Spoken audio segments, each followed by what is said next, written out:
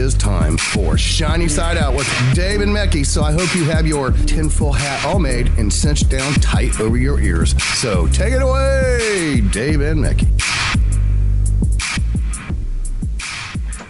Hello and welcome to Shiny Side Out with Dave. Dave, there he is. And Mecky. We're coming to you live from the Sydney studios in Australia, down under. And you can join us in the freedomslips.com chat room. And today that room is quite full. Hello, everybody in there. That's awesome to see so many people in there. And you can follow us on YouTube, Facebook, and Twitter.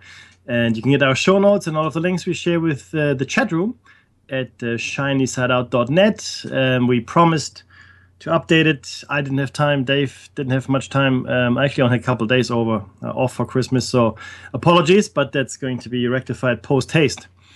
You can get connected to Revolution Radio another way because it's on air, old school, online, and on your smart device. If you live in Kentucky, that's old school. You can tune in on FM, find WZZR 101.3. It's awesome to be on the air like that. That's really cool. You can also use one of these apps to listen in. TuneIn.com, Web Radio Central, Receiver mobile app, Freedom Slips mobile, TalkStream Live, StreamFinder.com, InternetRadio.com, Radio Tuner, Radio Ways, and RadioLine.co. Shiny Side Out is also an app you can use. That's right. At home, if you have a Grace tabletop digital radio, you can use that. Or if you drive around in a General Motors vehicle, you can use your receiver-enabled radio. But like I said before, these things are going to explode. Everybody's going to have a digital radio everywhere very soon, so you can listen to us anywhere, anytime. Try some project. That's right. And these are all revolutions in radio. Freedomslips.com is not only a radio station, though. No. It is, in fact, a central hub for all of your information. The links are at the bottom of the home page. So you've got the mass media, the commercial media, right? You find your own little media outlets, and you even might be part of the media.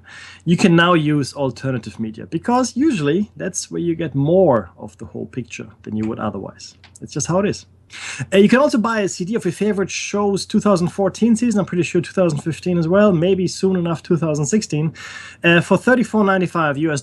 That's within the States, or $39.95 US outside. That's $39.95. 95. Or you donate and you receive a USB stick or 75K seed pack.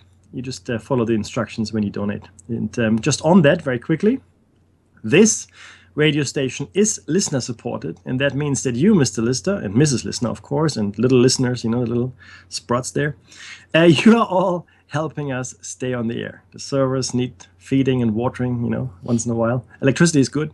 And that costs money. Oh, yes, it does. And when you donate, you help to keep the station alive, and you can listen to the content that you like. You can also tell people about the station, right? And you can make them donate. That's good. That works. The number to call in, if you wanted to call in the United States, is 347-688-2902. Or if you're on Skype, as Dave and I are, you simply add Freedom Screen. That's one word with 4 E's. Freedom Screen.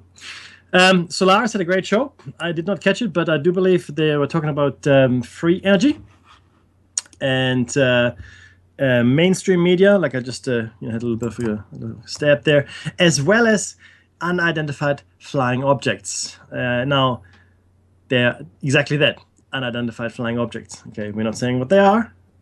We've got certain ideas. Also, while I'm that's right. While I'm speaking about Solaris, she was kind enough to share her latest publication before Christmas. So thank you very much, Solaris. I haven't actually been on Skype at all for the last 2 weeks. So I've got a whole bunch of messages to go through. I do apologize to anyone who has Skyped me. I have not seen it until pretty much just now. So I'll go through some of my messages. But yeah, so anyway, the book is very interesting. Hang on a second. got it on top of my. There he goes. He's disappearing. I'm not disappearing. I'm merely grabbing the book. Welcome to the Dave Show. Here I am. Woo! I've got the book. I don't know if you can see it, guys. There it is. It's called 1 million miles till midnight. 1 million miles till midnight. Now, I like it. It's not a massive read, so you don't have to invest hours and hours. And it's written more like a novel. Having said that, though, unless you're familiar with Solaris's work and you understand some of the things, you probably will find it very difficult to get through. So I urge you to understand what she's all about, look at her research, and then read it. Okay, it'll be a much more rewarding experience, but it's very good. I do want you to read it if you can. That'd be really good. Dave, sorry, mate, I've been blah blahing here. How have you been? Wow, that's nearly a record for you, Mackie. Minutes now. I've been okay. Of course, we haven't, the listeners haven't heard from us since before Christmas. So, Merry Christmas, Happy Hanukkah, Happy Festivus. What else is there? Happy Holidays, and that's for just the 25th through to New Year. So then a Happy New Year, and I hope that all of you have survived. Anyone who's listening is clearly having survived already, but you know how you guys do Thanksgiving. Well, we do the family Christmas thing, and that's, you have to endure it. I hope your families are reasonable enough to make that an enjoyable experience.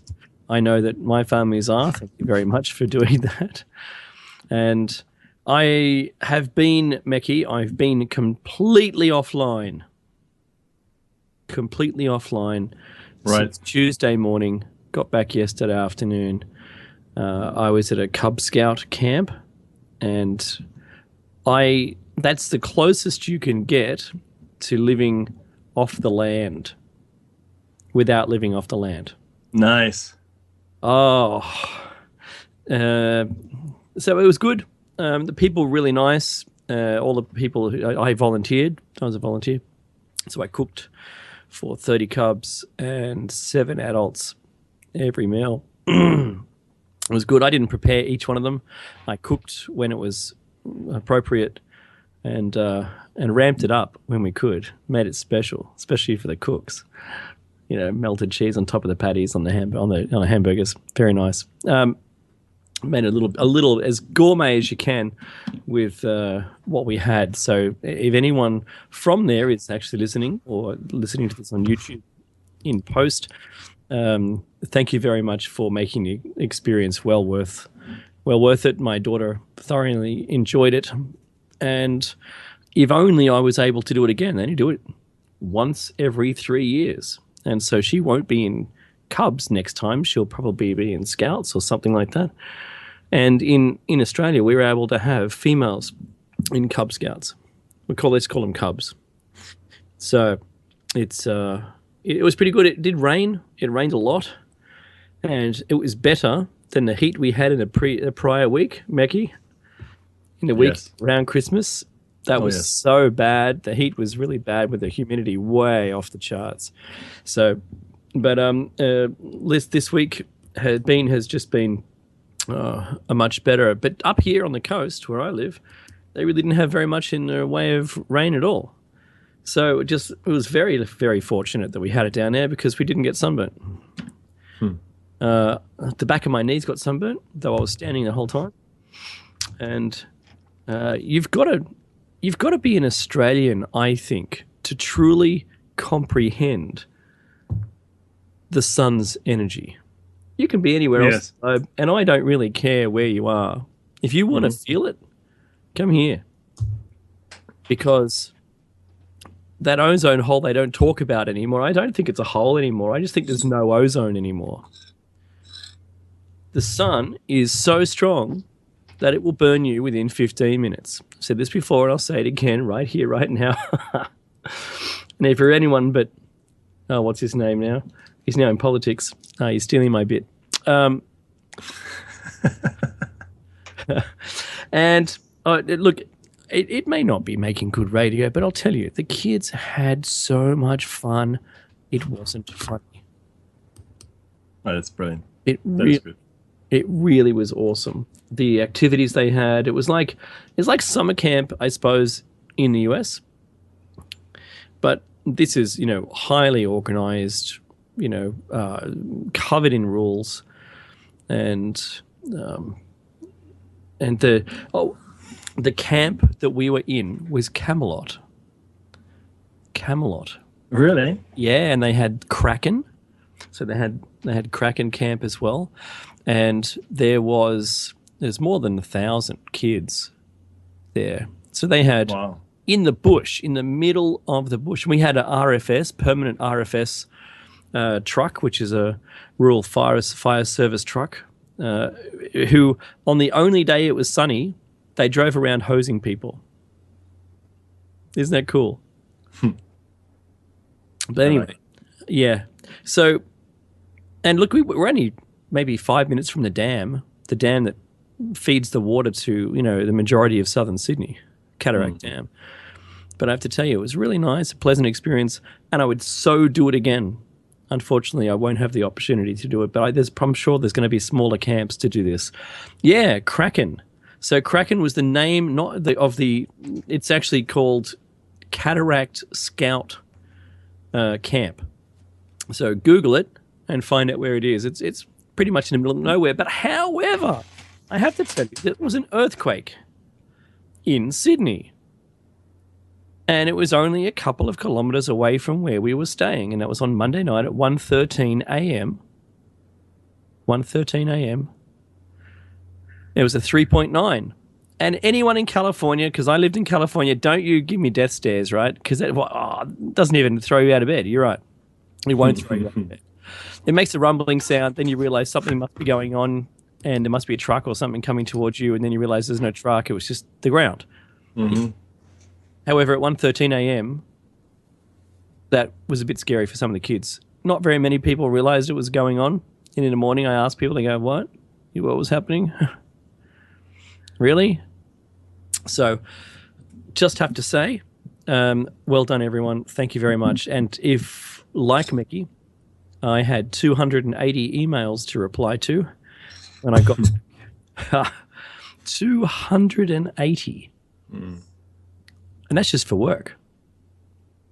You got to think about it. I mean, haven't we taken this email thing so far? I can't imagine working at any business, say 35 years ago, where you would write that many letters to people inside the business for them to officially reply to.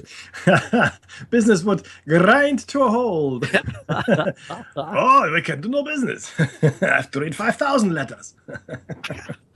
It's just like the promo. We're from an can't say that.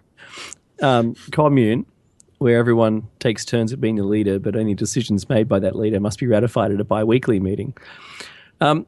That's sort of what it would have been like. But I mean, this is something else. Mm-hmm.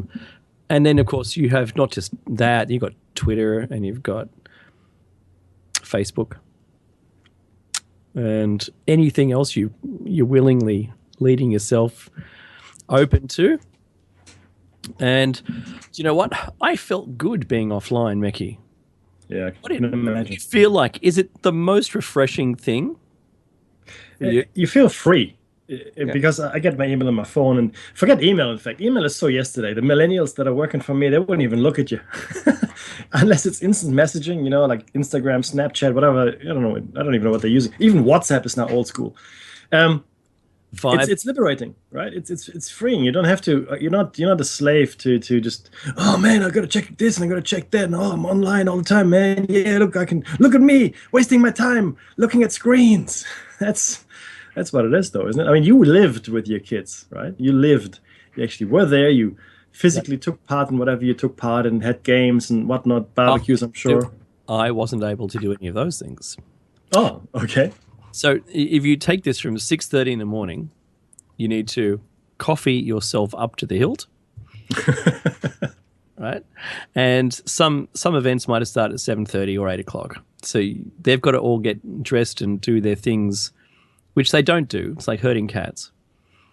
So, for instance, not a typical day, but they didn't even give us butter. Oh, because They didn't give you butter. no, it's the allergies, right? Think about this. Butter? Kids today have so many allergies that it's inconceivable. I mean, I went into this with an open mind, saying, you know, my kids have no allergies. All the other kids have no allergies. No, not true. So there's this thing called Nutlix or Nuttolix, which is basically just a grease. You just basically wipe this stuff on. It's not a food. It isn't even food. Margarine. It's not even margarine. I said, can we have margarine? No, I can't have margarine. Can we butter? Oh, you can't have butter. All right. So what's celiac? What can we have for celiacs, gluten free, fat? Yeah. you can have. I know. You can have water that casts no shadow. That's insane, dude. But you know what? The only thing we've got is this Nutlix. I said, what is it? He goes, I don't even think they know. This is really worrying me, Dave. Now, look, I understand. I see it with my nephews and my wife's cousins' kids. Allergies are just through the roof. Yeah. Touch wood, my kids so far haven't shown any signs of allergies. And what is it though? I mean, you're right. And I didn't actually look at it in that particular context, but it's important, and it's everybody out there in the listener world as well. It's important to understand that, hey, we didn't ever had this when I was a kid. Guess what? They gave us nuts and well, not peanut butter in Germany, but they gave us whatever we wanted. You know, like there was butter or there was bread, and gluten-free bread. What? Gluten? What now? You eat what's on the table, my friend. Otherwise, you go hungry. So I don't understand. We had gluten-free bread, Mickey. Of course you did. But there was a vegan as well. So you can't have anything created by animals for them as well. And look, it sounds like I'm taking this too far, but if you went to a retreat like this, not a retreat, but I'm looking at the chat room, meditation retreat. If you went to a place like this and you had a selection, just 3 or 4 kids who had particular allergies. Remember, I like to cook with peanut oil. If I'm cooking a stir fry, peanut oil is really nice. Mm-hmm. Yeah. If you cook lamb, try peanut oil. There's something else. Anyway, can't do that. Oh, no, peanuts. No, can't have peanut oil. What is it? Vegetable oil. Okay, it's a vegetable oil. Right, so we have vegetable oil, we have this Nutlix stuff, and then they give us 6 loaves of bread. Now, there's 20 slices, which aren't ends. They're not the ends, not the crusts. 20 slices per loaf, 30 children.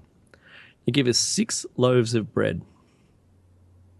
What on earth are you supposed to do with that with no butter? Have you dry bread and gruel? We have plenty of gruel, children, but it's gluten-free gruel.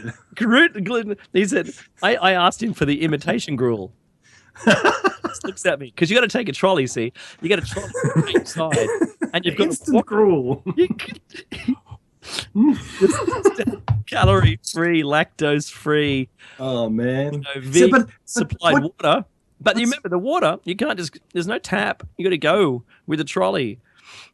And my friend Damo, who I met for the first time there, he said he's going to have flashbacks to have to get so much darned water because it was just endless.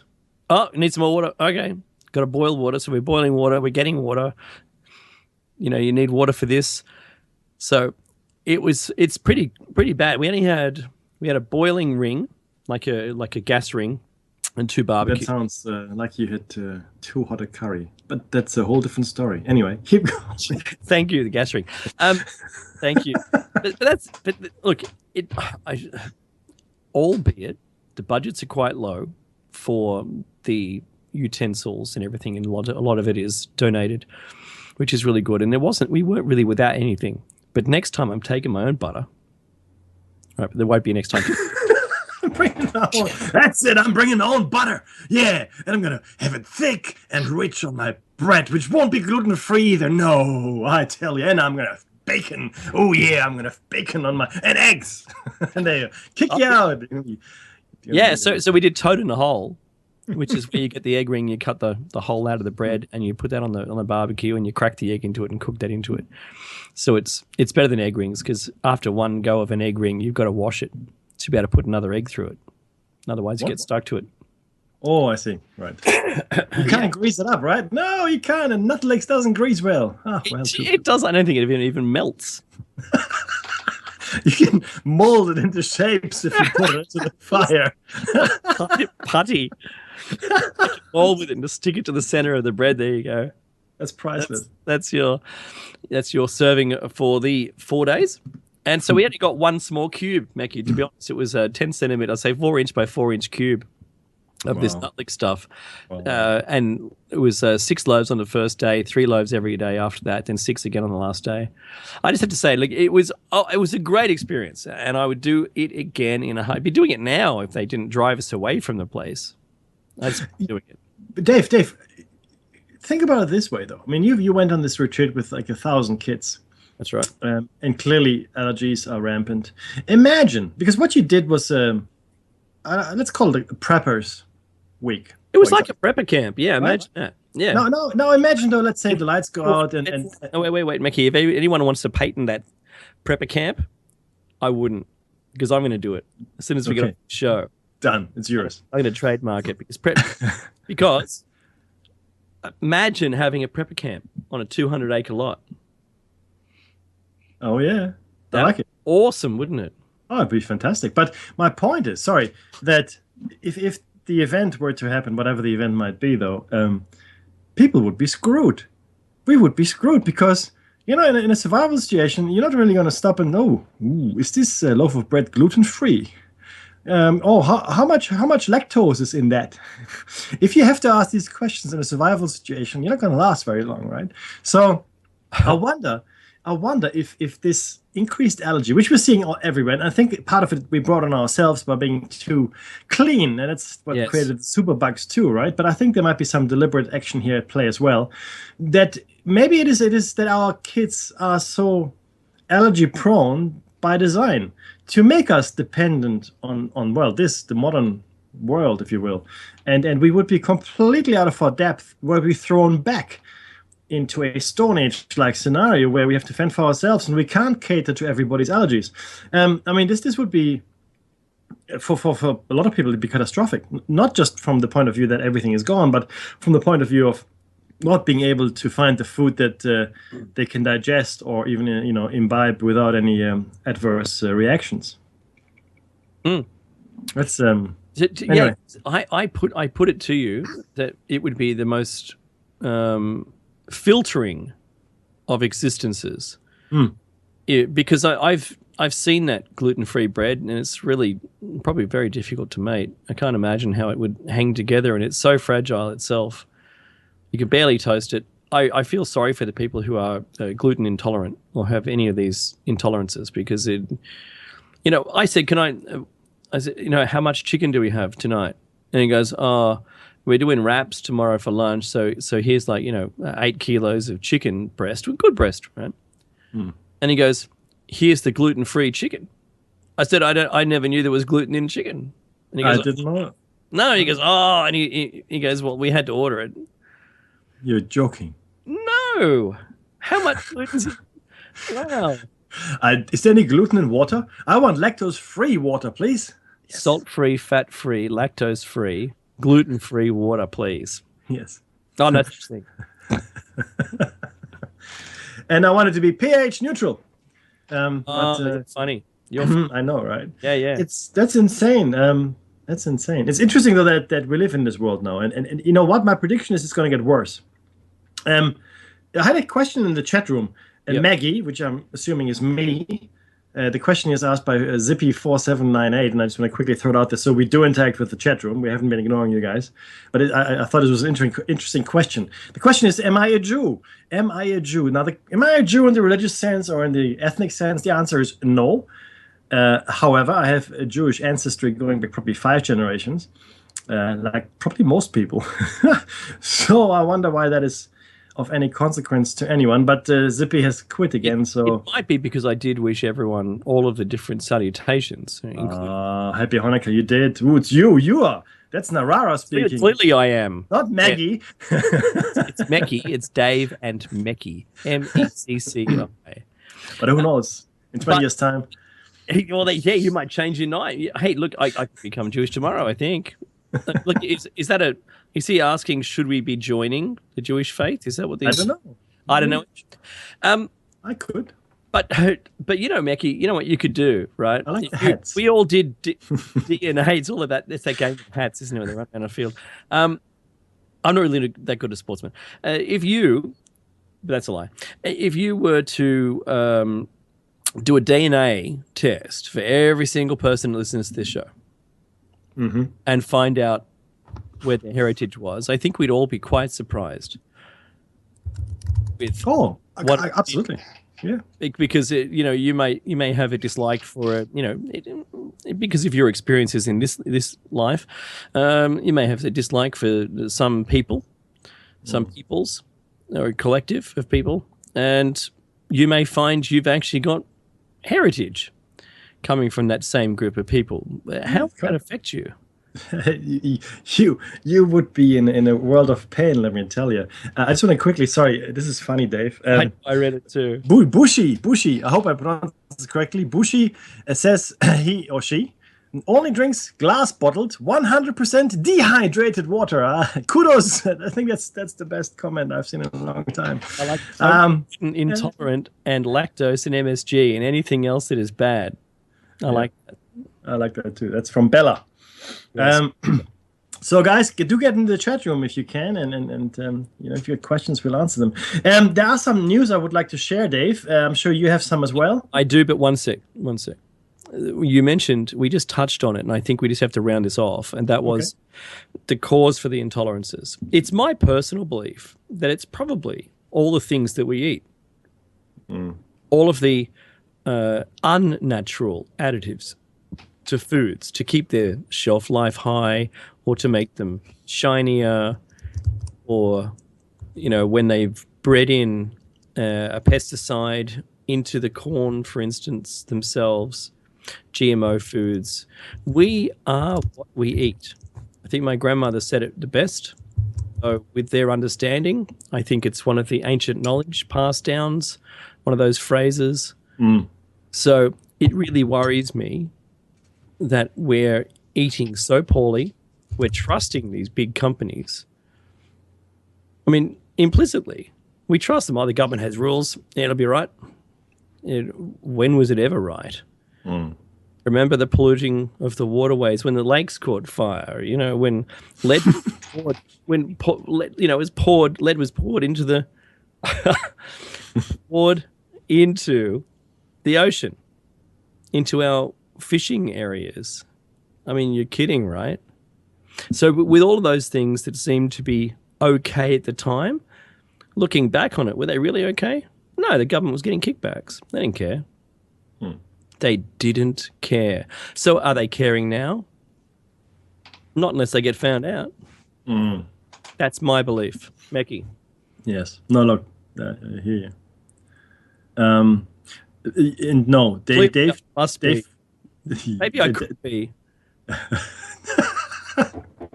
Hey, you know what? I believe everybody sits on the... are you guys familiar with the bell curve? The bell curve postulates that 68% of the population fit within 2 standard deviations of the mean.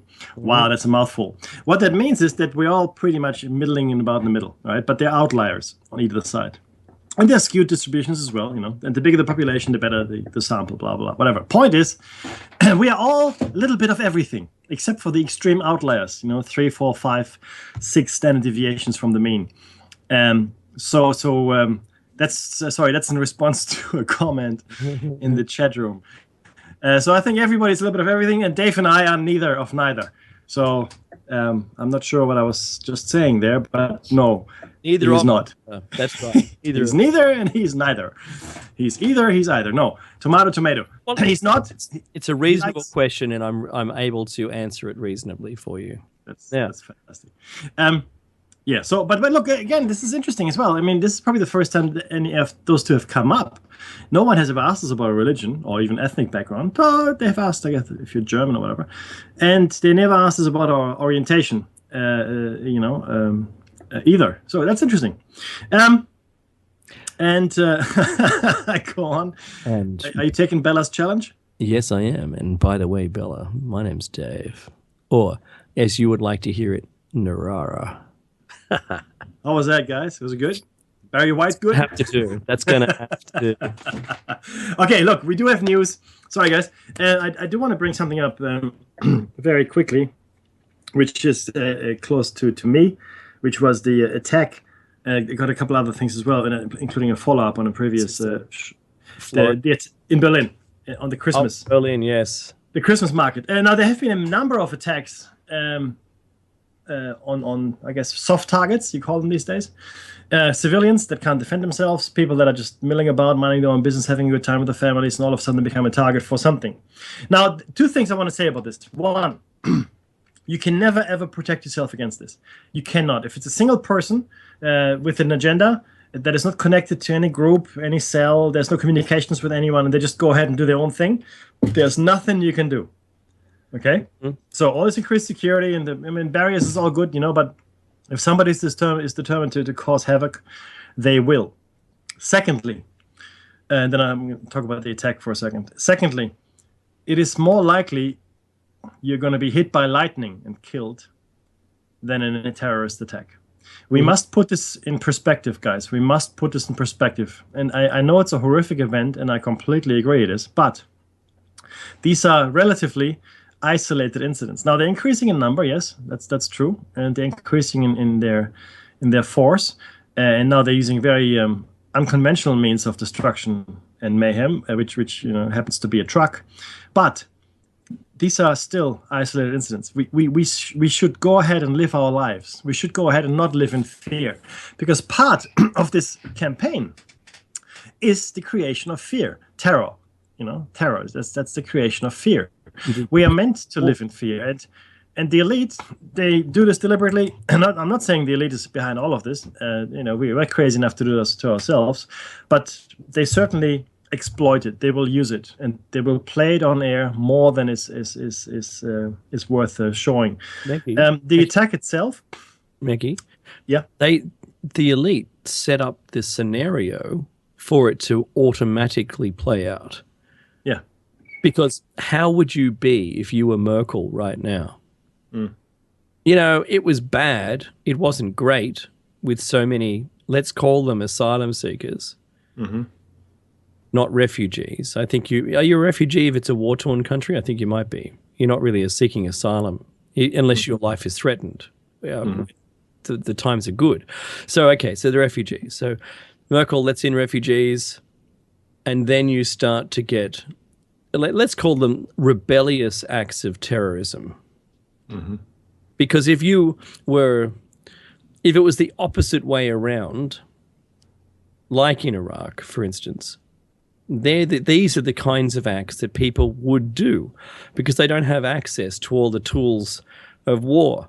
So using anything, which could be a lethal weapon, including a truck, as bad as it is something they've got access to.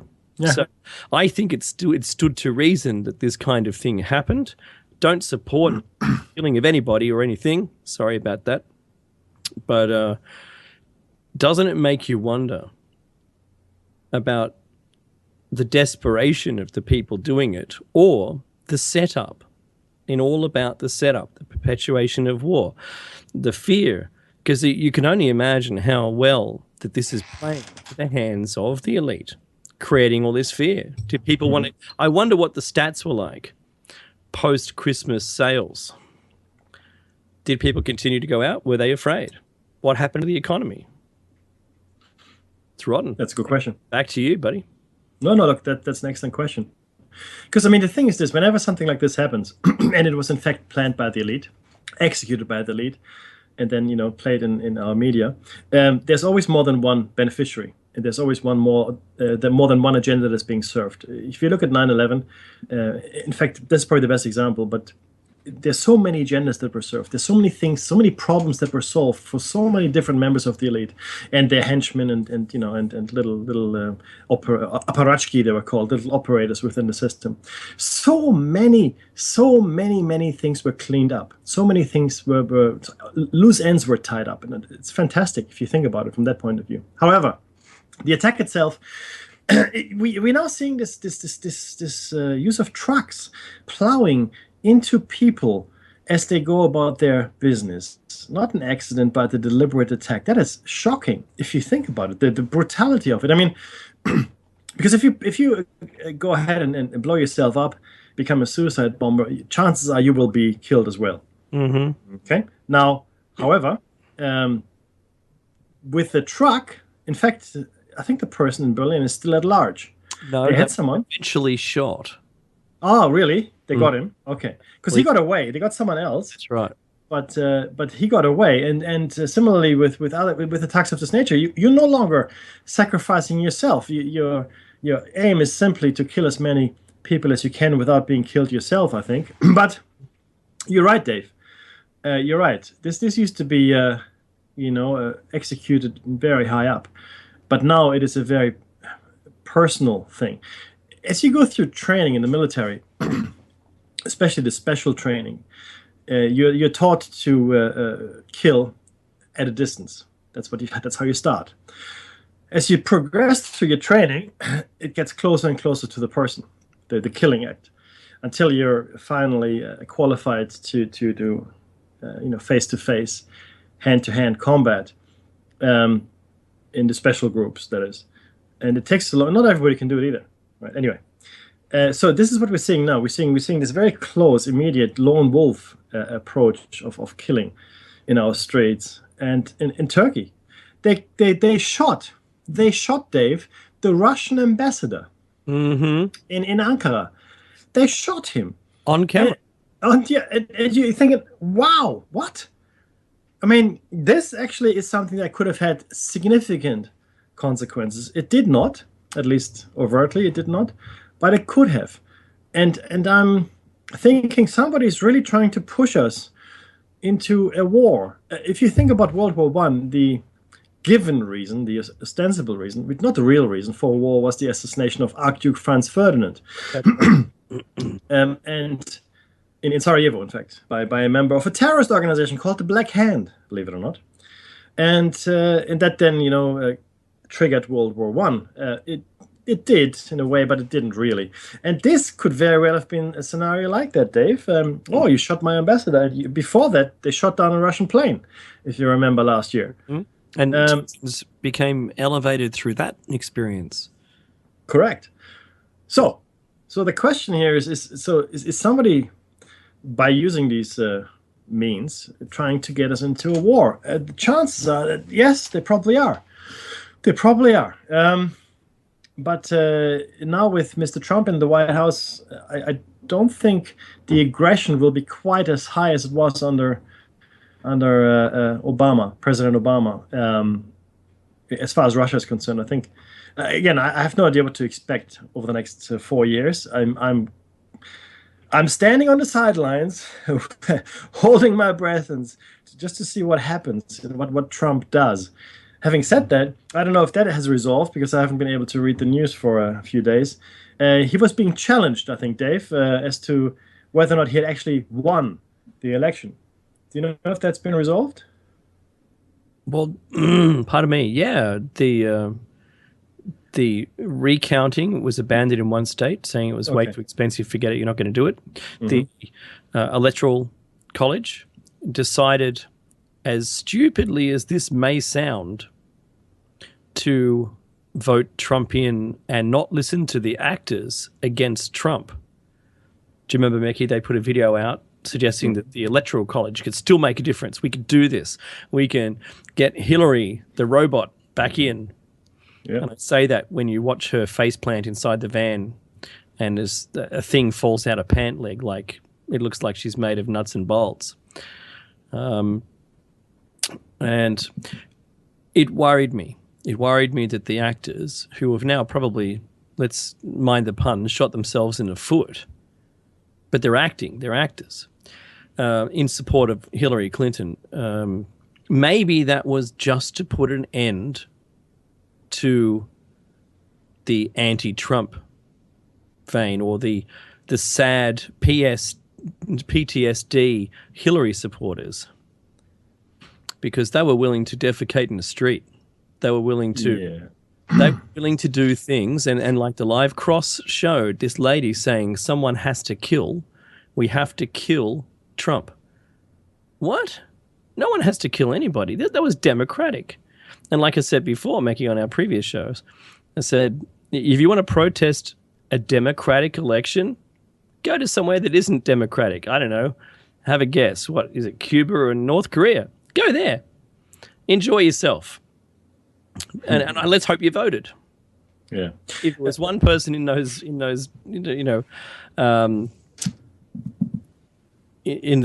what are they called again? In the protest. If there's one protester there that's there protesting that didn't vote, you're a hypocrite. Yeah. And just on that, thank you for the segue. I've got a comment to Zippy4798, and it's a fair point. It's a fair point. I need to clarify something though. Number one, Dave listens to most of Solaris' shows before we come on, so he informs me it was a great show. Right. Secondly, I listen to Solaris' shows afterwards when I've got the time in the evening or at night in the archives and so forth. So since she hasn't had a bad show in the 5 years that we've been doing this, I assume, maybe that's my bad, that none of her shows are bad. So whenever I come on and I haven't listened to it, I will say she had a great show. If I listen to it afterwards and I find out her show was not great, I will tell you. Okay?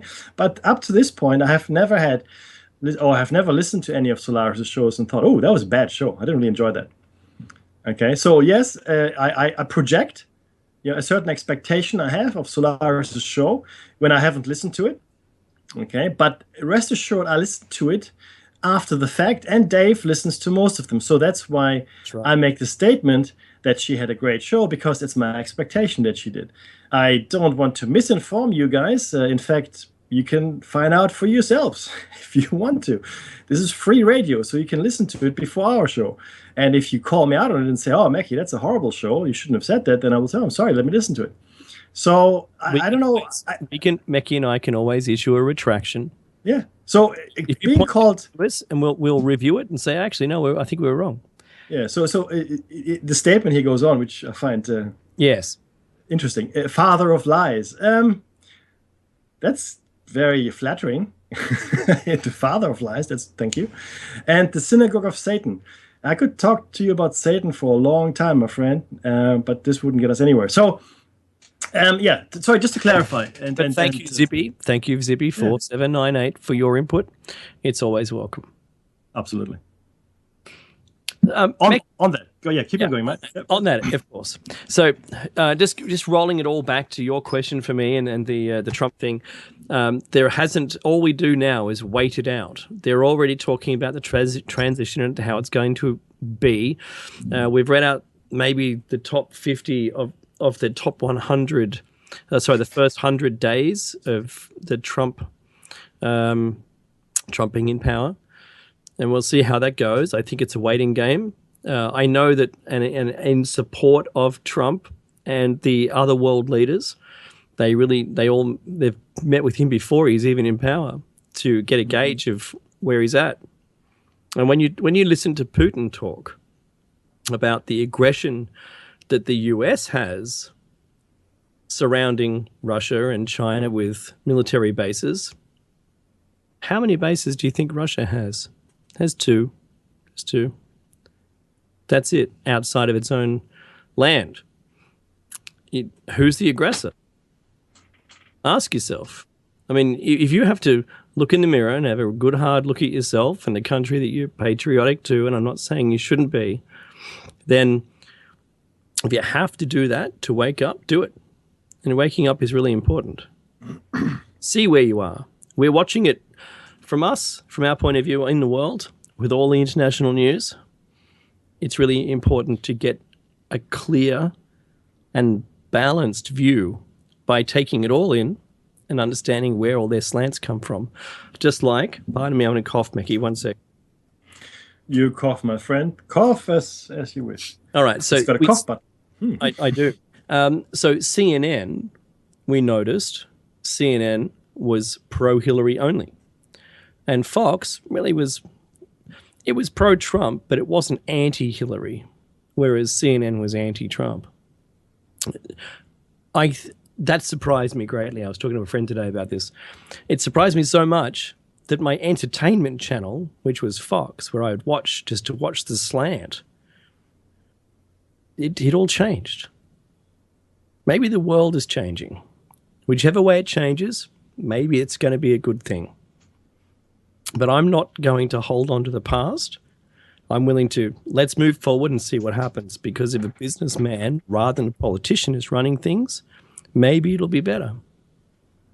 He certainly put out the olive branch of diplomacy already. He's not even in. We'll have to see what happens with Hillary. If he's claimed to not wanting to pursue the Hillary Clinton thing, that may be so Obama doesn't acquit her before it starts. And he still may do it anyway once he gets in power, but have a look at his first 100 days and then start to make comments. We like educated people. We like people who know the background before you start talking. And if you don't, just ask. Becky. Yes, look, and I think that's key. I've had some comments back to me as well. I'm very opinionated. What a shock! And I like to talk about things. If people want to listen, that's fine. I never would force my opinion on anyone else. But if someone says something that I don't agree with, I will argue my point until I'm convinced otherwise, and that happens as well. But my point is, do the research. I said recently to a friend that I do believe that there's a possibility that dinosaurs survived the extinction event. Mm-hmm. So that's my opinion, and there seems to be some corroborating evidence, mostly anecdotal. The Mokwele and Mbembe in Central Africa. Then you've got these river monsters, lake monsters that seem to look like plesiosaurs. Again, it's circumstantial, absolutely, and it's not proof positive. But I will not dismiss the possibility, and I looked at it as completely insane and crazy, which is fair enough, right? But please do your research before you assume that I am. Then we have a discussion as equals. And this is really the point here as well for Dave. So we've been doing this show for 5 years. This is actually, we're coming up to 5 years very soon. And we've produced 200... 5 years, the beginning of 6. I know, right? Exactly. And we've produced, this is program 252, 200, right? This is 252 shows. This is now we're halfway through 252. But we've produced a lot of content, and only toward the middle of, or I guess the beginning of year 4, right? I guess show number 200, if you will. Could we talk to you about our hypothesis in some detail, because it took us that long to lay out the deck of cards that we built. It took that long to make everybody, or to take everybody on the journey with us. And that is something to consider. If you have a conversation with someone and they've done the research and they've devoted their life to this kind of topic or whatever it might be, then they probably have something to say. Okay. And they probably have considered a whole bunch of options that other people might not have. So give people the benefit of the doubt. Do your own research, and do not repeat what the experts have told you. Do not just parrot what everybody else is saying. Yeah, I mean, if you've got a very strong stance on climate change, great. But why? And whose stance is it? Is it yours, or is it someone else's? Similarly for the existence of God, for argument's sake, right? I mean, this is something that can't really be argued meaningfully because we just don't know. However, my point is that you have to accept other people might have done the thinking as well. Right? And if you're just repeating something that someone else has said, you haven't really done the research and you haven't really formed an opinion for yourself. So it's very important to be informed, guys, and to really think things through and not just repeat what other people have said. I mean, we've said this before. I had a troll a couple of years ago. And oh, boy, that was fun. It was, wasn't it? It went on and on. And he threw me this thing like this which was, it was a link to a web page, and he said, read this is my point, defeated, checkmate, whatever, right? And so I read through it. He was claiming the headline, wait for this, the headline was his answer. So here it is. Here's the article, flicked it to Mekki, amongst a wild dialogue of everybody knows, researchers and experts say, and then he will just say his words. Yeah. So in his defense, for his point of view, he flicks Mekki this link. Yeah. And what was in the link, Mackie? And the funny thing is this: as you read through it, and you had to scroll through quite a few comments and so forth. You had to scroll through it, and the final analysis or the final conclusion of that particular post, because it was comment after comment, which was being answered by the moderator and so forth. The final conclusion actually supported my point. And I sent that back to him. I said, dude, I'm not sure. Maybe this is some kind of new psychology I don't understand, but this is my point. You sent? Yeah. So anyway, all I'm saying is don't just take the headline, read the whole thing. That helps. If don't be one of those crib readers, if you discuss War and Peace, make the effort to read the book. Just saying. That is very funny because honestly, you'll get caught out really quick. Mackie, just to wind this up, we only have a few minutes, and this was the topic of conversation during this week with some of my newfound friends, and I met up with a lady who was doing climate change, studying climate change, and I said, what's your thoughts on climate change? And she said, there's a correlation between carbon in the atmosphere, and I said, yeah, and sea level rise, and I said, yeah, that's good. I said, and what happens when you tell people about it? Well, they don't believe it. I said, well, what you should do is just take sea level rise because it's factual. The facts go back more than 200 years. And if you use Google Earth and you flood the map to 2 meters, have a look at the new layout. Yeah? And Bella's right. Climate does change. Climate is changing. Yeah, of course. It's what it does. Change back. Wait, and Mackie's right here too. And we're all right. Right? It is changing. It's changing back from the previous impact that we had where we didn't quite get to snowball Earth 12,000 years ago.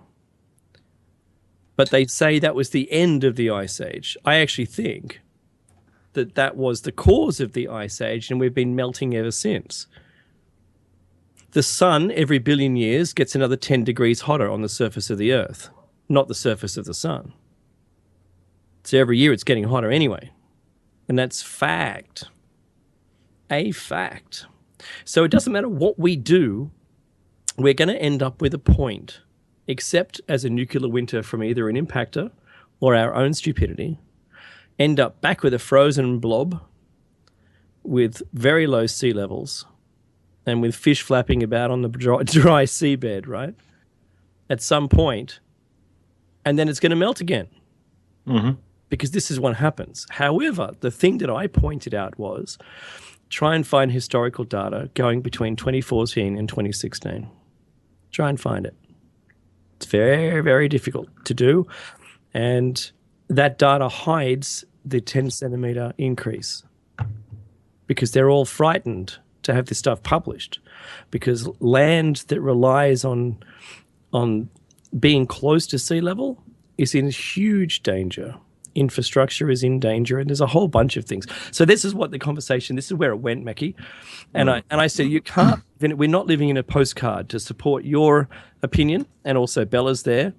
Weather is climate, and climate is changing. It's always changing. You're right. That's right. That we know, and we don't live in a postcard. So if you think you do, forget it.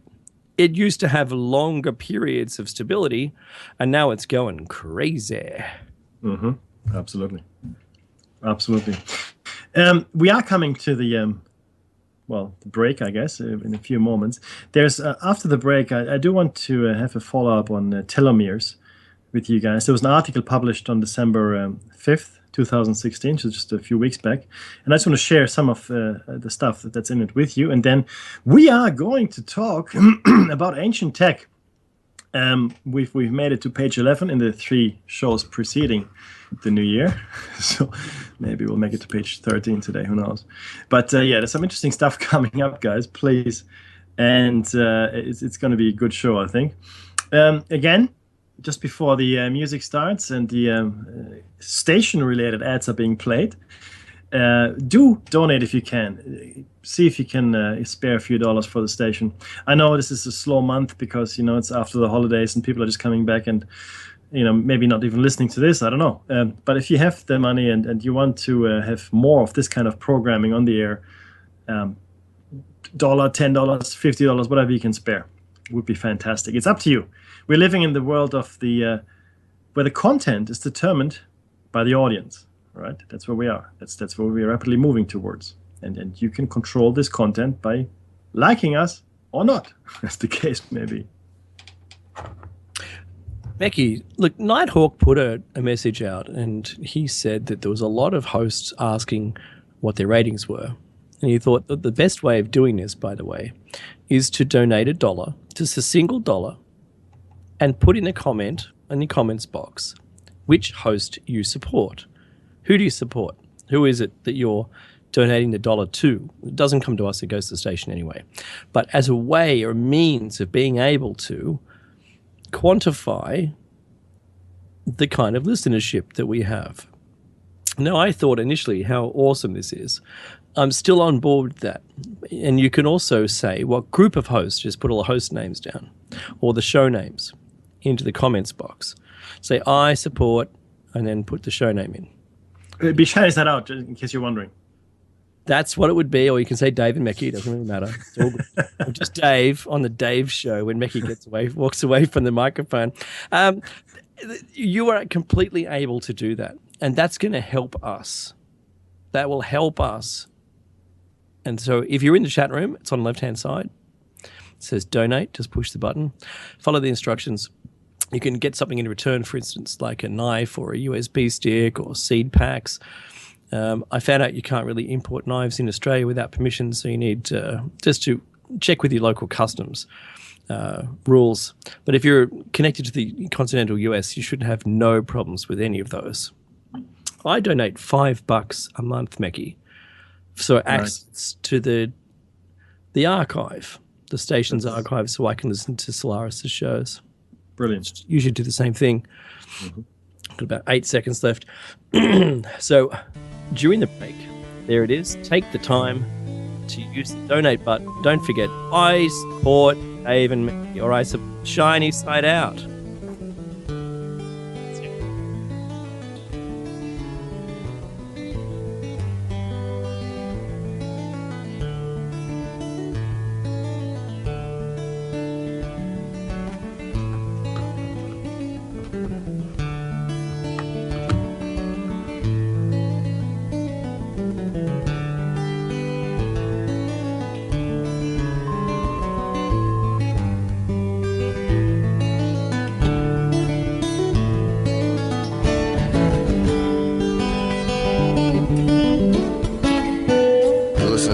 Radio at freedomslips.com, and we'll be right back after this message.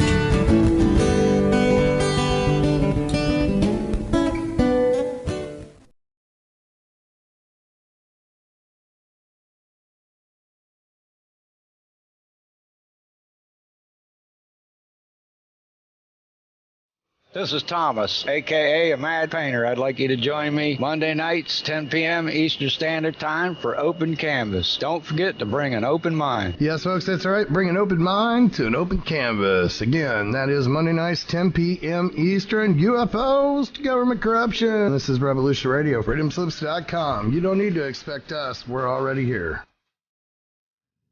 There is no denying the world is awakening. We see it in the global uprisings and demonstrations of the people around the planet and the new way of thinking and living that is arising naturally within each one of us and our communities. I have been a major player in this global shift and movement for over 20 years and have helped tens of thousands of people around the world change their lives and find their voice in order to help create the paradigm change we so desperately need. Join me here at Revolution Radio on the Just Bernard Show every Tuesday at noon Eastern Time for 2 hours of powerful interviews and discussion with some of the most influential visionaries of consciousness, alternative media, and suppressed knowledge. We promise to reveal the real matrix and empower your human experience.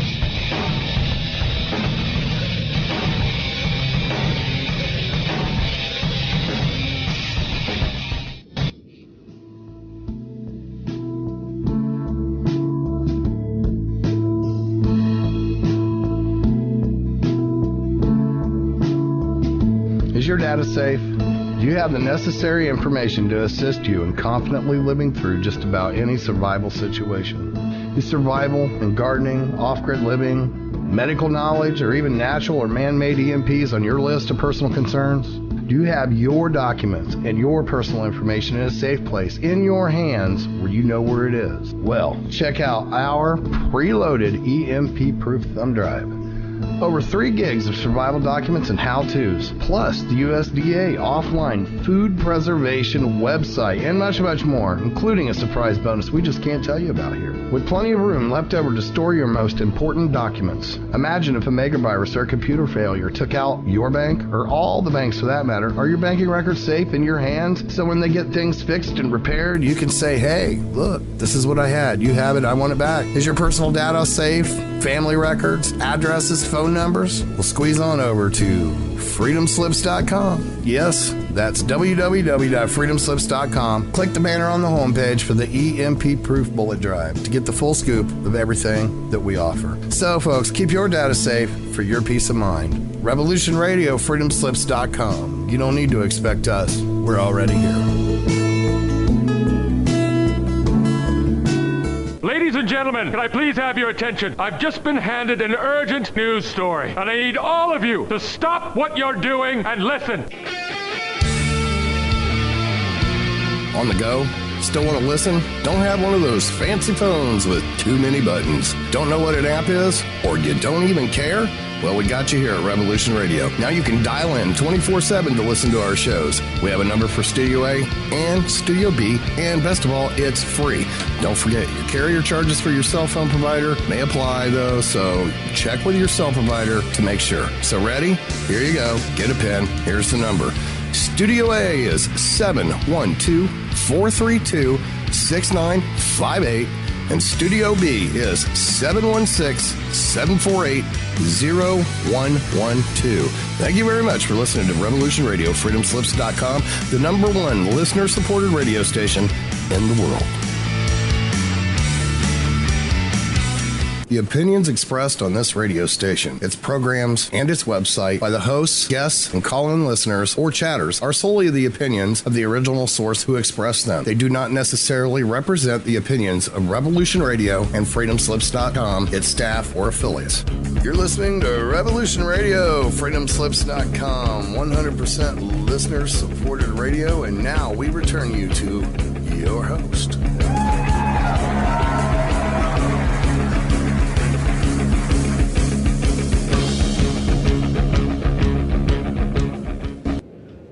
You're back with Dave and Meckie's Shiny Side Out on freedomslips.com. That's right, the #1 listener-supported talk radio on the net. Since it is listener-funded and radio, and you like what you hear, please go to freedomslips.com and push the donate button on the site support page. It's on the left-hand side. If you're inside the chat room, please go there. It's pretty cool. You can talk to us while we're on air. Your donation is greatly appreciated and it helps run this station.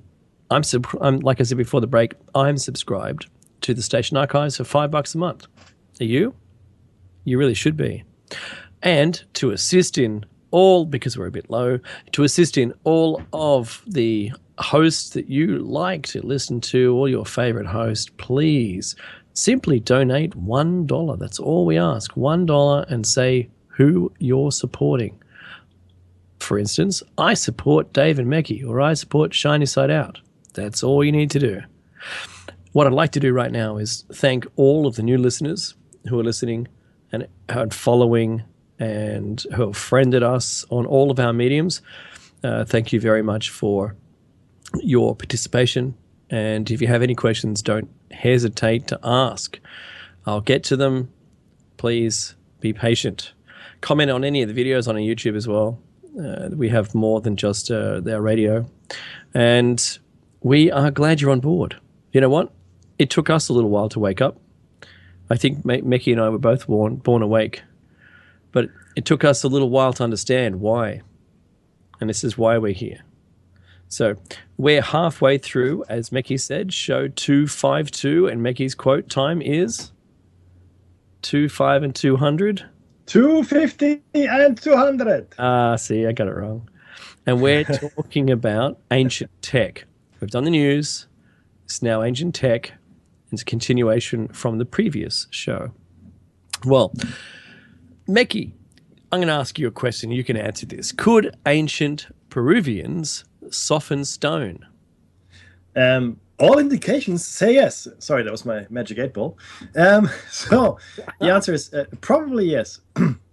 And after I share the official text with you, I'm going to share something else with you as well. Now, archaeologists and ancient other scientists have been scratching their heads trying to figure out how remarkable ancient Peruvian structures like Sacsayhuaman were constructed. And Sacsayhuaman. Oh, this is going to kill me. Normally, I'm pretty good with this. Hey, if Meki's having a problem, far out. I'd be for half an hour. This city, which is a citadel, or it's actually a citadel on the northern outskirts of the city of Cusco in Peru, the historical capital of Inca Empire is what we're talking about, in Sacsayhuaman, I think is how you spell it. Anyway, this marvelous structure, which is the citadel, consists of gigantic stones, and you've seen them. So heavy that our modern machinery, well, has trouble lifting them and putting them into place and so forth. I mean, it can be done. Let's be very clear here. We would not do it. We simply wouldn't do it. It'd be ineffective. It'd just be defeating the purpose. So we would not build like this. We could, with some difficulty, we could do it today. How did they do it then? We don't know. Does the key to the puzzle lie in a certain very specific plant that gave the ancient Peruvians possibly the ability to soften stone, or is the answer the mystery access to advanced ancient technology that could melt stone? According to researchers Jan Peter de Jong, Christopher Jordan Jesus Gamarra, and others, the granite walls in Cusco show evidence of being heated to a very high degree and vitrified, the outside surface becoming glassy and very smooth. So when you heat a rock a lot, the outer surface becomes glass or glass-like, and it's also very smooth. You might have seen this phenomenon in some stones, and there's certain forts, in fact, in the Scottish Islands, the islands north of England, that have these very vitrified stone walls. Anyway, based on this observation, Young and his fellow researchers draw the conclusion that some sort of high-tech device was used to melt stone blocks, which were then placed and allowed to cool next to hard jigsaw polygonal blocks that were already in place. And you've seen them. The stones have several edges, several corners, as many as 32, in fact. So they're not squares or rectangles, right? They're polygonal. They've got very many edges. Now, the researchers also proposed that several ancient civilizations worldwide were familiar with the high-tech melting of stone technology. They also say that the stones on some of the ancient streets in Cusco have been vitrified by some high temperature to give them their characteristic glassy texture. On that, in a book by Charles Berlitz, actually a couple of books by Charles Berlitz, he mentions Colonel Fawcett, and he was an explorer that explored the Amazon, or South America in general, at the beginning of the 20th century. He eventually disappeared in the Amazon on one of the expeditions, but what he had related was a story of a man running through a field, and he was wearing spurs, metal spurs on his boots. And there was some kind of vegetation in that field. It was a clearing in a forest, if I remember the story correctly. And as he went through it, he noticed, when he had finished running through it and went home, that his spurs had molten. Okay, so it's very interesting that there seems to be some kind of plant life out there that has either very high acidic content or can change the molecular structure of either rock or metal. So that was very interesting. And in fact, if you look at the stones, right, and this is important, Dave, if you look at the stones, they all have to be cut to fit each other perfectly. So this is a very complex jigsaw puzzle. Okay, and again, the question has to be, why would you do this? And the answer we gave last time is because, well, maybe those guys, they just built like that because they could. Yeah, we can just do that. That's how we do things. But no big deal. Clearly, we no longer can do that. No, that's true. Sorry. Now, have we done sound? No, that's you, my friend. Tell me about the sound manipulation. Well, the hypogeum of Hal Safini in Malta has special significance due to its remarkable acoustic properties. The Hypogeum is an underground cave system covering around 500 square meters on 3 levels, with various interconnecting corridors and passageways that lead to a number of small chambers built between, they say, 3000 and 2,500 BC. The cave system was rediscovered in 1902, and then there has been particular interest in one of the rooms named the Oracle Chamber. With its ceilings intact, the underground structure holds secrets of a strange play of sound in the stone rooms and halls, a forgotten technology which operates the human emotional sphere. The space is said to amplify voices dramatically, so that means the vocal spectrum between 800 and about 2K hertz. With certain frequencies resonating enough to be felt through the body. So it's a natural amplifier. But maybe it wasn't natural. They built it. So someone had to have known, and it would take some complicated maths and some accurate construction to get those numbers right. It also has a dark history. Researchers have discovered that the building itself contained the bodies of over 7,000 people. Pardon me. I'm not very well, guys, so I got a head cold. A speaking chamber, sort of like the microphone, I suppose, and trilithons, linteled doorways, a large cistern, and a holy of holies surrounded by embryonic chambers. What experiments were conducted in this bizarre and mysterious place is still unknown. Mekki. Interesting, isn't it? So look, we've already covered the fact in many shows, in fact, that the ancients seem to have used sound or sonic technologies that we no longer are aware of. There are stories coming out of Tibet where sound is being used to levitate stones up mountain walls, to build monasteries, whatever. There are other stories of sound. The walls of Jericho come to mind, of course, where the sound was used to actually destroy those walls. Voice-controlled doorways, open sesame. So sound, when we know now that, of course, sound can be used for a number of things like this, especially when there's a planet with an atmosphere. Because all sound is standing waves, it's not really standing waves, but waves moving through a medium. And air is simply the medium. Actually, it's Dave that's not well. Mekki is fine, thank you for asking. But I've already told Dave to take some Manuka, so hopefully he'll get his hands on it. But essentially, so if everybody's familiar with the resistance of water, and nobody would argue that water doesn't have substance. It's the same for air. Air is actually full of stuff. It's got molecules, and then our sound, the force that we expel from our lungs and other things as well, they travel through that medium. In fact, sound travels a lot better underwater than it does in the air. But anyway, so the point is, sound seems to be really a thing. And remember when we started the show series of the cycle, we said that the technologies that would have existed in previous ancient civilizations, high-tech civilizations, would have been different to our technology.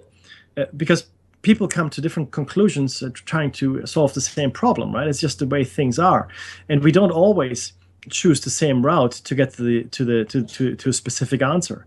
And they might have never discovered fossil fuel. They might have never discovered electricity or even nuclear power the way we use it. They might have discovered very different energy sources. And clearly, if we look at some of the things they left behind, they seem to have been superior in certain ways to us. And in fact, only now are we clawing back some of the capability that the ancients had. And this is what this show cycle is about, to highlight the fact that in antiquity and prehistory, in fact, there seemed to have existed a capability that is only being equaled today, and not even in all instances. Not even, and in fact, in some instances, remember the glass we had, where clearly nanotechnology was being used? Only now do we understand what that actually means.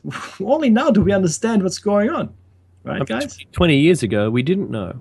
Yeah, exactly. And reading the Indian Vedas, Dave, right? If you read them 100 years ago when they were first translated, or 150 years ago, fanciful fairy tales, really. If they were translated today, they'd just be science fiction novels in a way, or even modern adventure novels, right? It's very important that we realize this. Only as we grow in our knowledge do we understand what the ancients were capable of. Okay, and no longer do we have to dismiss it because we can't do it. Oh, you can't have flying machines in underwater. It's crazy. Heavier than air flight will never be achieved. Yeah, clearly. Anyway, which brings me to the next one. Well, it's that kind of egocentric thought. Not egocentric, I think. Well, maybe it is as a nation or as a people that will hold you back. Yeah, that's what holds you back. And I think Mekki, there was one point. I'll let it go. There was a point that I had. Doesn't matter. My poor. If you come for it, just jump right in. I'll let you know. Beautiful. So the next one is similarly telling, and this is going. And you know this one. This is a well-known one. Batteries in the ancient world, and it's specifically talking about the Baghdad batteries. A small undecorated artifact with rather plain appearance. It was just really a clay jar, really. It's believed by some scientists to be an example of a prehistoric electrical power source. It's a so-called Baghdad battery, or also known as the Parthian battery. The artifact, which is thought to be about 2,000 years old, was found in 1936 by railroad workers in the area of Tel Kujudrabu, which was south of, or still is south of Baghdad. Most sources date the batteries to around 200 BC. Right? However, the first known electric battery, the voltaic pile, was not invented by Italian physicist Alessandro Volta, that's right, that's where we get the volt from, until 1799, some 1,800 years later. Officially, right? The bottoms of these mysterious cylinders were capped with copper discs and sealed with bitumen or asphalt, right? The stuff on the roads. Another insulating layer of bitumen sealed the tops of the pots and held in place iron rods, suspended into the center of the copper cylinders, right? I mean, you have to ask yourself why anybody would do that in the first place. But the rods showed a strong evidence of having been corroded by an acid solution that evaporated long ago. So clearly, there was some kind of catalyst within those batteries that produced the electricity. And in fact, some people have tried to use grape juice, which is slightly alkaline, in the batteries, and it works. It produces a very low charge, but it's enough to plate gold onto other metals. So the charge that if you had another catalyst in there, another liquid, I'm sure that you could have much better. Allowed to. The grape juice is in fact acidic, not alkaline. Anyway, the point is that these batteries show us a level of technology that we just simply didn't think the ancients had. And again, is this something that was remembered? Is this like a lesser form of something that existed in much more advanced formats? And again, the only thing that we have left are a couple of these, a few of those cylinders, clay cylinders. And again, wouldn't be just the only one. You don't build one of these and then not do it again, because it's fairly involved, like the mechanism of Antikythera. You have to get copper discs. You have to get bitumen. You have to get iron rods, and you have to suspend them, and then you have to put liquid in there to make it a battery. So this is technology that includes a whole bunch of components that need to be manufactured by someone else, probably, right? And we can probably safely say that this was fairly widespread, maybe 2,000 years ago, maybe longer than that, right? And again, it's something that we lost and only rediscovered in the 1800s. Well, yeah, if just think about this for a sec, right? So there's Jason Martell, I think, part of Ancient Aliens, reproduced this. He may not have been. It may not have got to the show, but I know he did this of his own account. So he made clay cylinders, and he replicated the exact thing that they did, and it was successful. Not only was it successful, but if you run them in parallel, so hook them up negative to positive in parallel, you can increase the current, and if you hook them up in series, you increase the voltage. So if you had by utilizing both parallel and series connections, you could get some really serious, good working voltages out of these. But it would worry me, Mekhi, that they'd be wasting all of that tremendous wine. That's really my worry. Yes. So thinking of what they could have done with it, yes, they may have fooled people by gold plating items and saying that they were solid gold, but you'd know pretty quickly. Put your thumb into it, thumbprint, or your thumbnail. But look, there's more proof of superior ancient drilling holes, for instance, which shows yet again more tech, proof of more tech. But these were found in all four corners of the globe. All kinds of stones, even the hardest ones, were drilled for architectural, ritualistic, or symbolic, sorry, that wasn't a word, functions. This incredible technology was widespread in antiquity, and evidence of it can be found in all corners of the world. Prehistoric builders used stones, the toughest surfacing material found on Earth, to create perfectly round holes. How on earth could they do that? We've seen this both in Pumapunku, we've seen it in Egypt, and they're far away from each other. If Mu existed in the middle of the Pacific, these would have been the outer reaching countries that would have traded with them. Think about that. So it's impressive enough to think that they can cut a perfectly straight, flat corner, 90-degree corner on something, let alone drilling. Cutting something requires a two-dimensional movement, whereas drilling is rotational. So how, if you're only building with stone, can you make a perfectly straight drilled hole more than a meter long through granite? Mm-hmm.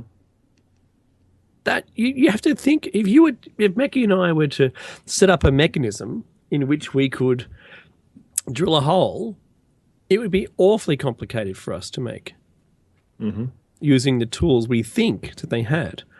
It's quite clear to me now that, in fact, they had much better tools and a much better way of doing stuff. And when you look at the scoring on the inside of the hole, which is true today using a drill, electric drill, that it was able to penetrate through the granite very quickly, like per rotation, a couple of inches per rotation in granite. Okay, so it's impressive cutting holes in stone. And the technique reveals our ancestors were familiar with an extremely advanced technology we have long been unable to use. Large size holes, small holes, all found in ancient stone, demanded engineering skills and proper cutting equipment. That's exactly right. And Dave is 100% correct. I mean, if you look at, and I urge you to, you can Google it. We're living in the modern age where we can Google these images.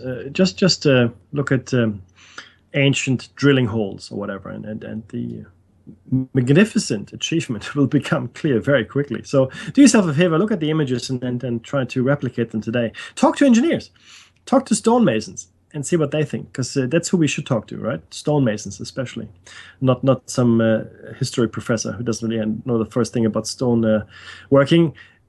Anyway, that's my opinion. However, it becomes even more interesting, and this is one that we haven't really equaled yet today. Ancient, sophisticated mercury-based gilding that we still cannot duplicate. Sometimes the technology that was used to apply real gold and silver. It was also used fraudulently to make cheap metal statues look like gold or silver. Obviously, if you've got the means to make lead look like gold, you can sell it much more expensively. Ancients were in possession of very sophisticated knowledge. Ancient gold and silversmiths used mercury, which was produced more than 8,000 years ago in Turkey. 8,000 years ago. Mercury was used for gilding, domes, interiors of cathedrals, religious figures, and so forth, in many parts of the ancient world.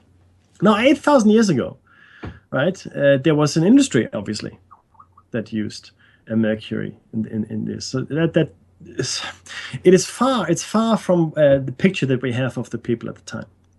Many of the ancients' techniques are still unknown. They were so skilled that some of the quality they achieved has still not been matched. In ancient times, these sophisticated methods were used to produce and decorate different types of artifacts, such as jewels, statues, amulets, and commonly used objects. Gilders performed these processes not only to decorate objects, but also to simulate the appearance of gold and silver, sometimes fraudulently, like I said earlier. From a technological point of view, the aim of these workmen over 2,000 years ago was to make the precious metal coatings as thin. Invite to group call. Okay, sorry everyone. Don't know what happened, but we're back live again. Thank you very much for being patient. Hey guys, yeah, that was weird, eh? So I don't know what you called, so I'm going to say it again just from the middle of it. So we're talking about gilding, mercury-based gilding, and many of the ancients' techniques are still unknown. They were so skilled that some of the quality they achieved has still not been matched. In ancient times, these sophisticated methods were used to produce and decorate different types of artifacts, jewels, statues, amulets, commonly used objects. Gilders performed these processes not only to decorate objects, but also to simulate the appearance of gold or silver, and obviously sometimes fraudulently, so they could sell lead as gold. If you heard that joke before, you can laugh again. That's all good. From a technological point of view, the aim of these workmen over 2,000 years ago was to make the precious metal coatings as thin and adherent as possible. This was in order to save expensive metals and to improve the resistance to the wear caused by continued use and circulation. Recent findings confirm the high level of competence reached by the ancients, or the ancient artists and craftsmen, and stresses an artistic quality of the objects they produced could not be bettered in ancient times and has not yet been reached in modern ones. Wow, Mickey, that's saying something. Right? Yeah. Did you know those huge stones at the place that Mickey mentioned earlier that will still remain unpronounced? Each one of those stones still had an interlocking molten poured iron H shape that held them together. Mm-hmm. And that's what all the sites did. And just the infrastructure alone to have a furnace that's portable to be able to transport and not burn yourself to death, right, of a molten iron, and the protection you must wear to be able to carry molten iron. I'm not talking about, heated rivets. I'm talking about molten steel or iron. So it's something else. They've found an ancient computer, and this is Mecky's most favorite thing in the whole world, and I know it because it proves so much. For the 9/11 people, it's Building 7. Yeah. But for Mecky, the Antikythera mechanism says so much about what they must have had in place that historians refuse to believe or acknowledge that they could have possibly done it. This is one of those out-of-place artifacts. It doesn't match the way that they've described history, but here's another one. So researchers have long debated where the device was built and by whom. In 1900, an amazing encrusted bronze object of undetermined use was found on the small island of Antikythera, 25 miles northwest of Crete, if you didn't know where it was. One of the curious scientists decided to clean it and found that it was a complex instrument with cogs and wheels fitting into one another, a clockwork mechanism. And it was only lucky they decided to pick it up. It's only lucky they decided to clean it. You know, they could have just tossed it back over the side. We wouldn't have been having this debate. Finally, graduated circles of inscriptions marked on the instrument in ancient Greek were apparently related to its function based on the cargo. It was dated to about the 1st century BC. But what?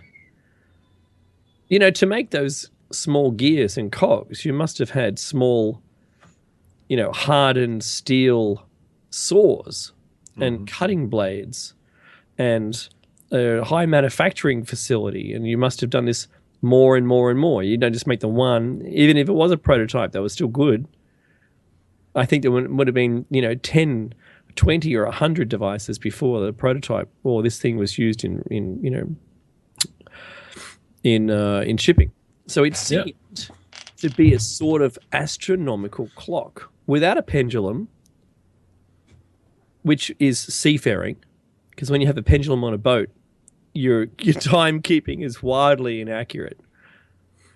But no Greek or Roman writer has ever described such an ancient computer, though many other wonders of antiquity are mentioned. Isn't that bizarre? It is. It is, but I think it goes to show just how much information we have actually lost over time. And this is really the point, or one of the points of this show cycle as well. The information gets lost. It just does. And some information is kept, lucky for us, and it seems completely out of context because we have lost all the other corroborating information that goes with it. So let's say, for argument's sake, I'm just making something up. Let's say you find an iPod in a pyramid, and you figure out, it's 3,000 years old. It's going to be ignored, or you can't explain because all the other stuff that would have gone into making this iPod that might have existed at the time. I'm not saying there's an iPod in the pyramid. Don't misquote me here, guys. It's an example. Yeah, my point is that all the other things that would have led to the manufacture and so forth of this iPod has gone. We've lost completely what was with it there. And the key thing here is that's exactly what happened. We're looking at the mechanism of Antikythera, we're looking at the batteries, we're looking at a whole bunch of other stuff. And individually, they seem completely out of kilter with what we think the ancient world should look like, or prehistoric world. But taken together, though, and this is what this is about, the lists we share with you here. Taken together, a clear picture emerges of a very advanced and capable, or several, civilizations in the dim and distant past. And it is our contention that places like ancient China and ancient India would have retained a lot of the knowledge that was probably lost during a cataclysm, a war, I don't know, whatever. And we're going to talk about those two countries specifically in probably next week or the week after, to show that, yeah, indeed, those two civilizations or countries kept a lot of that knowledge, which is in fact the next point here, highly advanced robots in ancient China. There are many examples of robots that were created in ancient China. We come across a number of highly advanced robots that could sing, dance, act like servants, and perform many other surprising tasks. In texts, we have texts evidence. Some of these remarkable robots are even said to have possessed lifelike organs such as bones, muscles, joints, skin, and hair.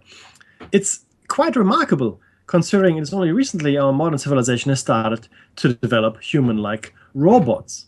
There's no doubt mechanical engineering in ancient China reached a very high level. And the history of the robots in ancient China can be traced far back in time, and this is going to be another show we're going to do for you guys.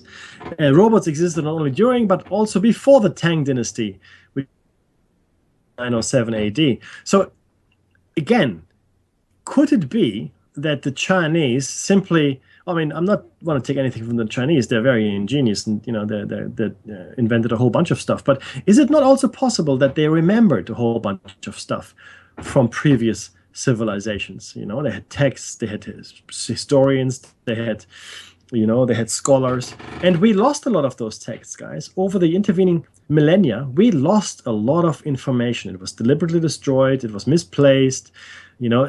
People have taken it and kept it from us as well. I'd love to go to the Vatican Library, Dave. I want to go to the Vatican Library, into the sealed rooms, and I want to see what's there. Bring some linguists with me and go through the ancient texts. What do you reckon? Good luck with that. Nah. The next one, though... You won't have access, permitted, because they keep that stuff under lock and key. You know, imagine how surprising. You think the Brookings Institute thought that describing to the people that UFOs have made contact with humans, or aliens have made contacts with humans, was a bad idea, thinking the end of the world would come. You know, you have to think about that. What about saying, well, there was robots before, and so, we had, this is not the first civilization of humans that have gone to space. Imagine hearing those words. Mm-hmm. Anyway, the next one is the Dorchester pot, originating from the 593 million-year-old Roxbury conglomerate. Another artifact that has everyone scratching their heads. Once again, out-of-place artifact. How is it possible that such an item even exists? The age of the pot is the number one discussion among experts, as it appears that no one can agree on how old it is exactly. According to geologist Roxbury conglomerate, where this mysterious pot originated from, has been dated as having an accumulated between 500, this is the layer, the strata, accumulated between 570 and 593 million years ago during the Ediacaran period. Does this make it between 500 and 600 million years old? According to several researchers, it is a possibility. In principle, it is not too clear if the pot was really embedded within the rock, since the explosion was the cause of its discovery, because, they drill holes in the rock face, put explosives in there and blow the rock face. Yeah, but it had to have been between the roof and the floor of the cave, or of their mine. So it says here the measurements of the pot are about 4.5 inches high by 6.5 inches in diameter, and at the base it's 2.5 inches in diameter at the top. The small vase, or in America, vase, is made entirely of zinc. Wow, it's zinc. Mm-hmm. And was decorated with a silver inlay. You can see 6 floral ornaments on its side and a kind of vine or crown on the bottom.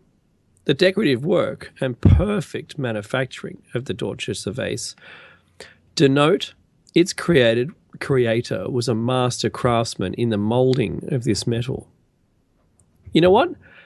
That's something else. We've talked about a few of these on our out-of-place artifacts shows.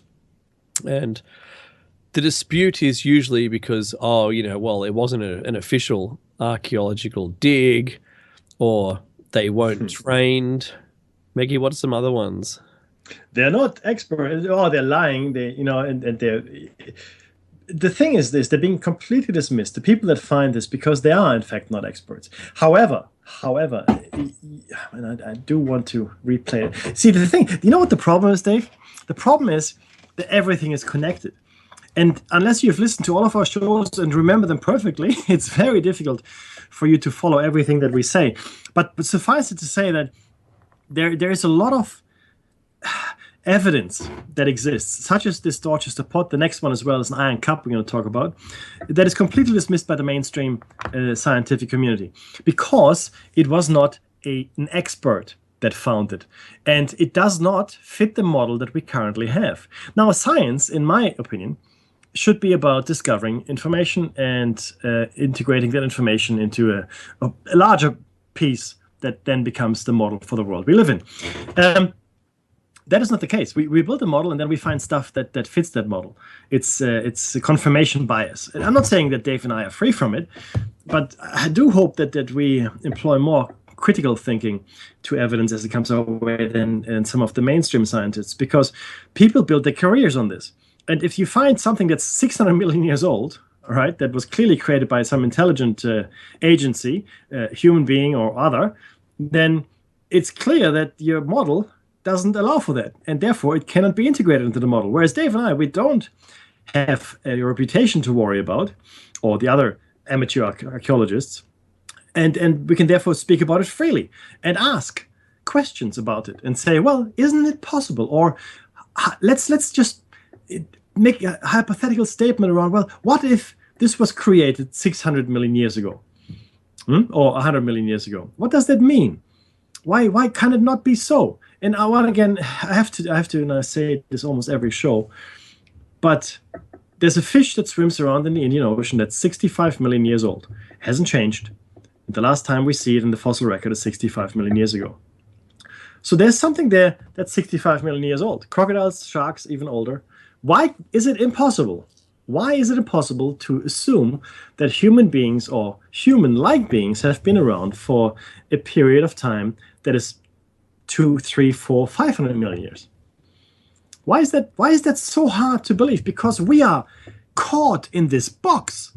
But there's no fossils, Mickey. No fossils to back it up. That's right. But we are yeah, exactly. We're caught in this box that doesn't allow us to think outside of it. It does not allow us to think out. And they get us early. They get us in school. And I see it with young kids in my family. And you're asking questions, and they just regurgitate, and I get it. I mean, we're creating little robots that will function in society. That's what our educational system really is. In the workplace. Yeah, that's exactly right, Dave. And that's scary because it's not meant to be like that. We need to create people. We need to help people create themselves, if you will, that are free thinkers that can come up with creative solutions to. Trust me, problems that will very much be completely beyond us as we move into the years ahead. We're touching on things that we have no ethical or moral compass.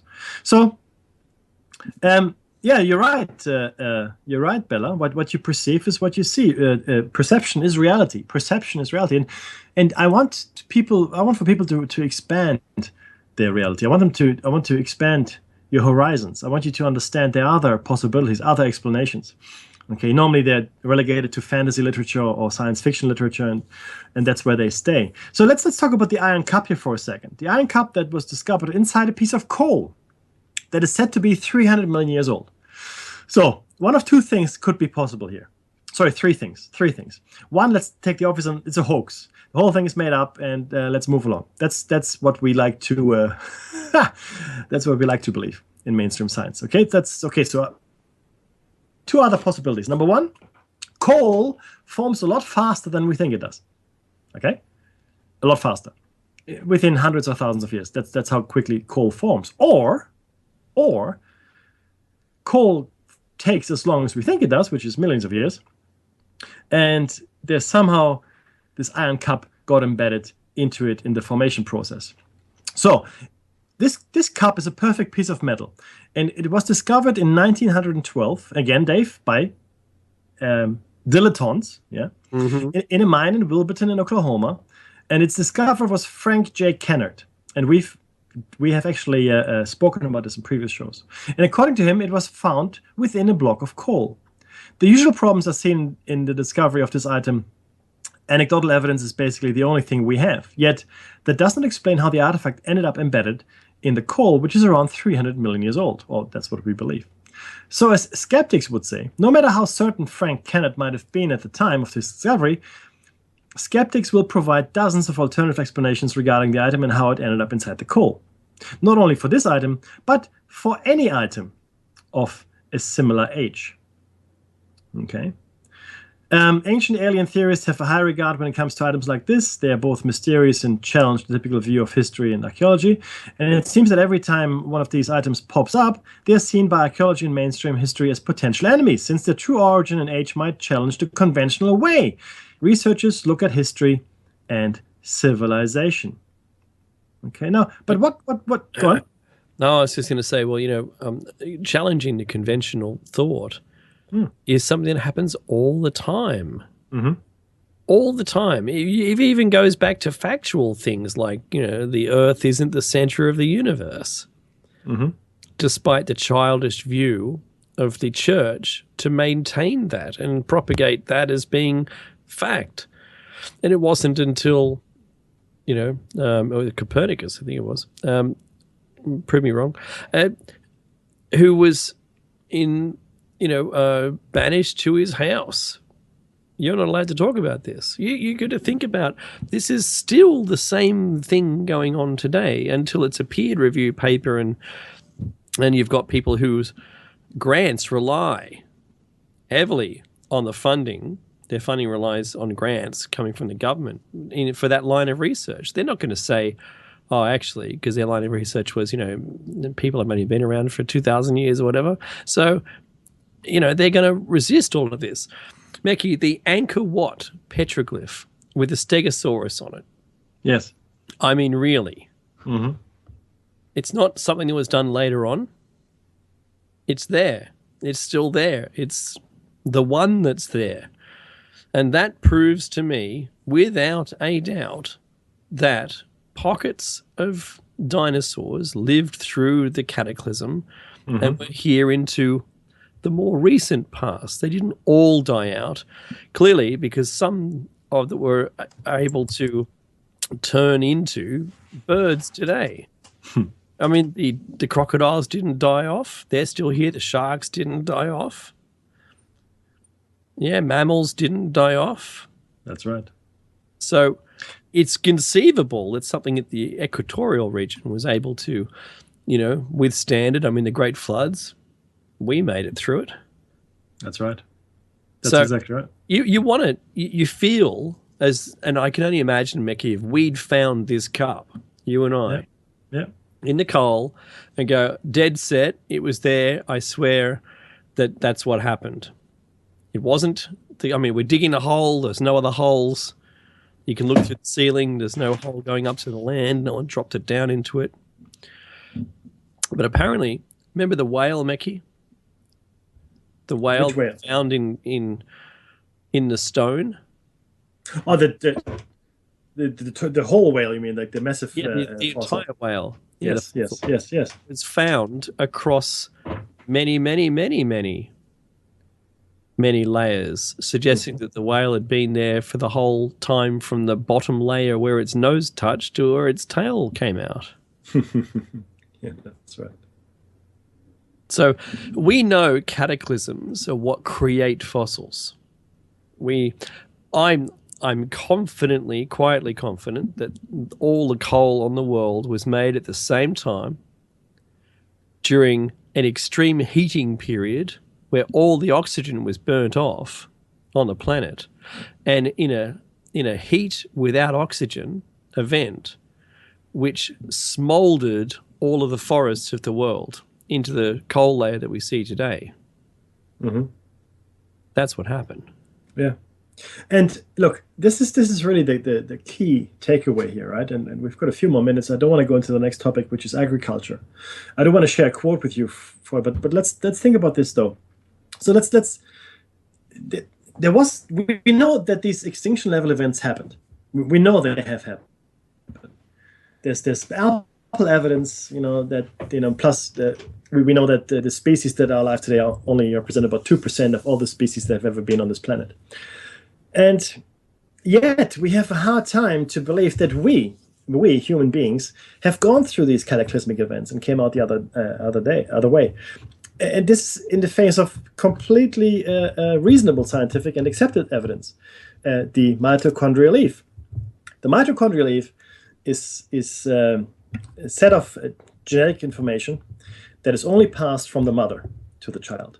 That's right. In the mitochondria. That's why it's called mitochondrial leaf. And and most of us, not all of us, most of us have this mitochondrial DNA from a woman that we think lived about 100,000 years ago.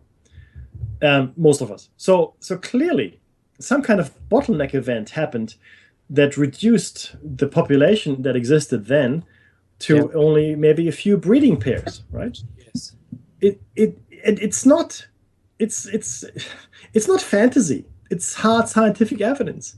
And if you go out there like Dave just described, you go out there in the field, you start digging up things, and there's maybe you dig a bit deeper, maybe foundations for your house, whatever it might be. I don't care. Maybe you work in the mine, for argument's sake, right? In fact, I would love to spend more time with miners to understand what they find. I'm sure a lot of stuff just never makes the light of day. Back in the day, in the 19th century, just gets ground up, Mickey. Yeah, well, machinery now.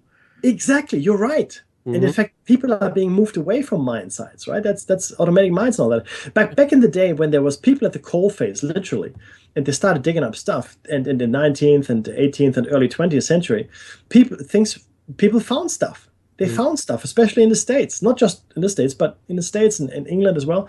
And there it was. And if there was a cataclysm, we are incredibly lucky to find anything at all.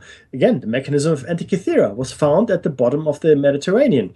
It was a complete fluke. It was found. It was a ship that sunk. The whole cargo was lifted up, and they didn't even really see it. It was completely encrusted with all kinds of stuff. But eventually they x-rayed it, and they go, oh, wow, this is interesting. But it's the only one of its kind that we have. But another inch of sediment, and it'd still be there. Yeah, correct. But it's the only one that we have. The lens that was found in the Levant. That's right. Is the only one of its kind that we have. This cup, the iron cup or the vase or vase that Dave mentioned, is the only one of its kind that we have. That these things would have survived this, if it's in fact that long, 300 million years, is incredible if you think about it. But it also makes you realize, oh my God, what if human-like beings, and remember the flood myths here, right? What if human-like beings have been around for this long? And this goes to the bottom of our theory, our hypothesis. It does. We've been here for a very long time indeed, and it's up to us to escape. And most of the ancient mystery schools agree we have to escape. But we're here, and we're still here, and we've been here for a long time indeed. But we don't want to see the evidence. We are truly a species with amnesia. We are the true phoenix. We are the true phoenix. We have no memory left of the destruction cycles we went through. They existed. The Egyptian priests told Solon in Egypt, when Solon was, I think, the grandfather of Plato, when he visited, you Greeks only remember one flood. You're but children, they said to him. That's right. We, and they meant the Egyptians, we remember many. Yeah. The Hopi, the Mayans, the Aztecs, at least 4 to 5. The Indians, they all remember these cataclysms. We in the West, we do not. 2,000 years ago, if you're from Europe, if that's your background, you were running around the woods, trying to get away from the Roman Empire. That's what you're trying to do. Okay.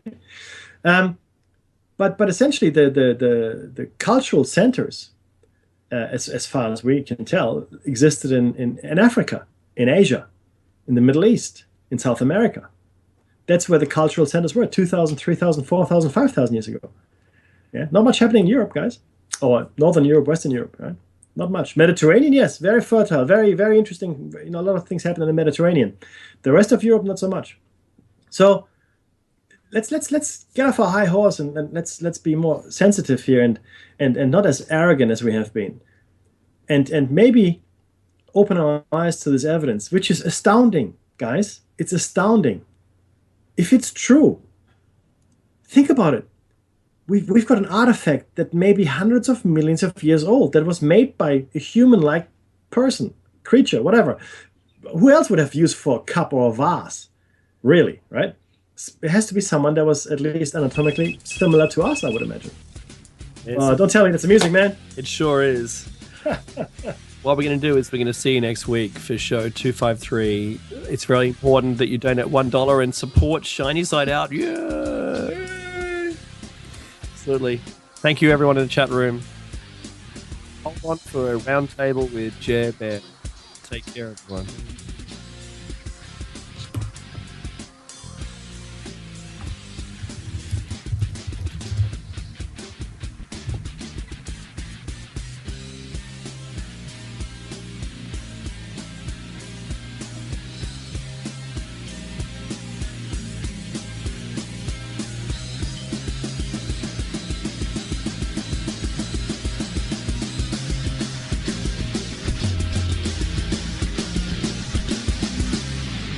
Listening to Revolution Radio.